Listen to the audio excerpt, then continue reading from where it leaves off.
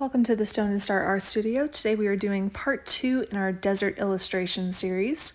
So if you could just grab a pencil and eraser, maybe some watercolor paper and watercolors, we'll get started. So the sketching part in this series is always the hardest part because we always want to get a balanced shape to start with.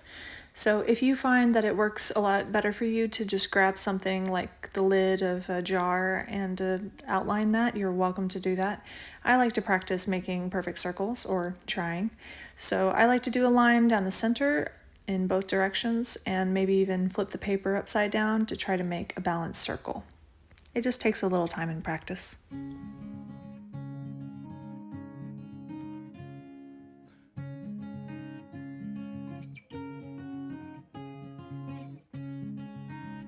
When you're happy with your circle, add your horizon line, and it's going to be just a little bit below a perfect center line. And then on the right side, we're going to add in a nice big mesa, kind of in the middle ground instead of way in the distance like the first video. From the left side, working my way down, I'm going to add in just a couple little hills to give us some depth in the piece. So keep them nice and rough and loose and just imperfect, because our deserts are imperfect.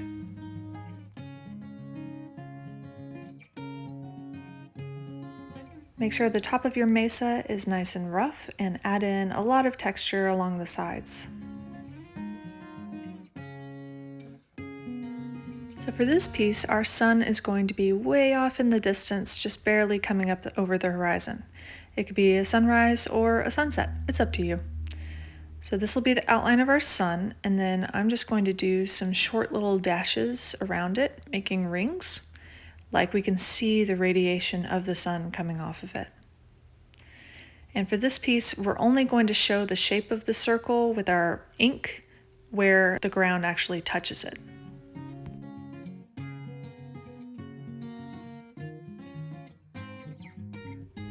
And on this bottom left side, I'm going to add in just a round, chubby little cactus.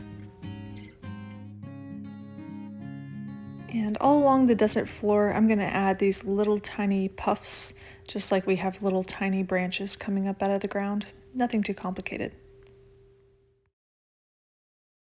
So when we go to watercolor, we are going to fill in the sky up to the circle, but we're not actually going to ink that circle. So in our sky, we're also going to have some clouds. So I like to do a flat line and then just kind of do some soft little puffs on top. And it doesn't have to be too perfect or anything, just add in little puffs. And I kept them kind of skinny to imagine it's not going to rain anytime soon. So just little skinny clouds. Okay, when you're happy with your piece, you can go ahead and ink it. Remember, our ink is only going to go from the top of the mesa, around the bottom, to the horizon line, to right there.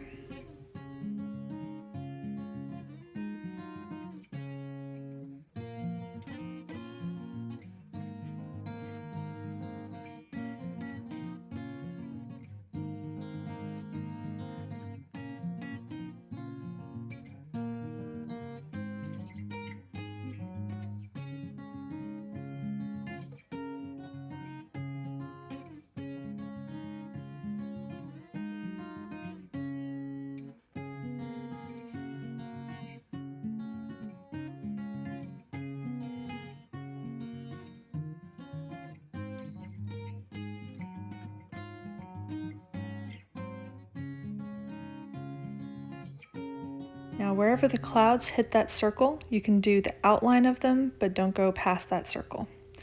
And when everything is dry, we can erase.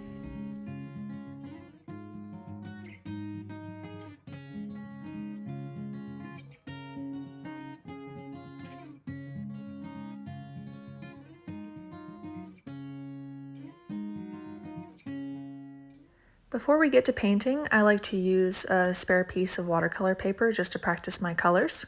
So for this one, I'm going to use gold.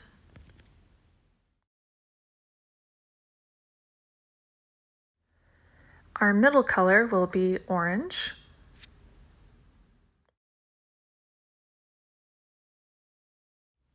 And for the darkest spots, I'm going to use this rich, beautiful red color.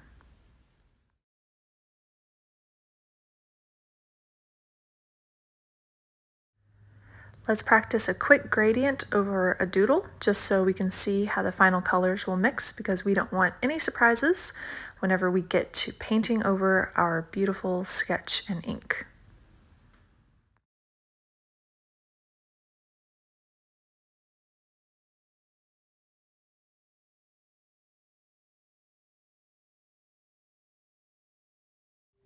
So just like the last piece, I'm starting off with the sky and filling in that circle with our pale yellow. So I'm trying to make it lighter as we get farther away from the sun, and all that means is I'm just using more water.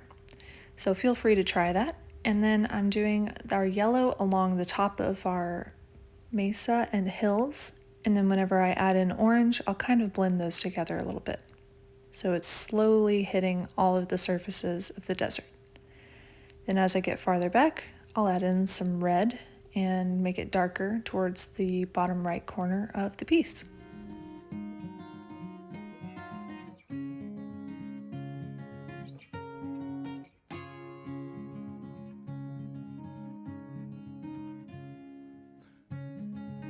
Okay, here's our final piece. I hope you have a beautiful piece of artwork. If you're feeling confident about it, I would love for you to tag me on Instagram at Art by Isla.